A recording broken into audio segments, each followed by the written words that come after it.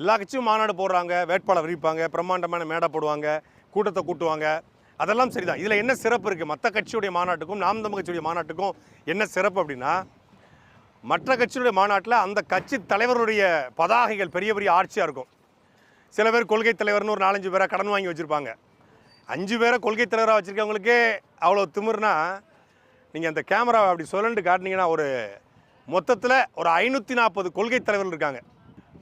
தமிழ் மொழிக்காக பாடுபட்டவர்கள், தமிழ் மொழிக்காக உயிர் நீத்தவர்கள், தமிழ் இலக்கியவாதிகள், தமிழ் மொழிக்காக பேசியவர்கள், இங்கே தமிழ் இனத்திற்காக போராடிய மன்னர்கள், தமிழ் இனத்திற்காக போராடிய மாமன்னர்கள், ஈழத்து போராளிகள், மாவீரர்கள், உலகத் தலைவர்கள் என்று ஒரு 540 கொள்கை தலைவர்களை நாம் தமிழ் கட்சி இந்த திடல் முழுக்க நிரப்பி வச்சுருக்காங்க. இதில் வந்து இந்த திடலை ஒரு முறை பார்த்துட்டு வந்தால் ஒட்டுமொத்தமான தமிழ் தேசிய இனத்தினுடைய வரலாற்றை நாம் முழுமையாக அறிந்து கொள்ள முடியும்.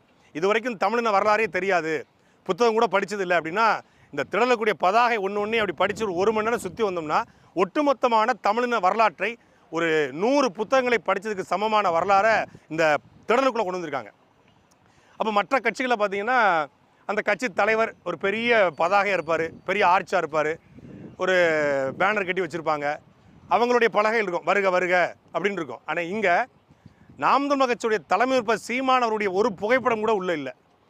ஒரு கட்சி மாநாடு நடத்துது, கட்சி தலைவருடைய புகைப்படம் உள்ளே இல்லை. ஆனால் தமிழ் இனத்தினுடைய வரலாறு உள்ளே இருக்குது. அப்படின்னா இந்த கட்சி எதற்காக மாற்றத்திற்கான கட்சி, இது மாற்றத்திற்கான மக்களின் மாநாடு என்று அழைக்கப்படுறது அப்படிங்கிறதுக்கு இதுவே ஒரு சிறந்த எடுத்துக்காட்டு. மாநாட்டுக்கு இன்னும் 2 நாட்களுக்கு கூடிய சூழ்நிலையில் மாநாட்டுக்கான பணிகள் வந்து மிக தீவிரமாக நடந்து கொண்டிருக்கிறது.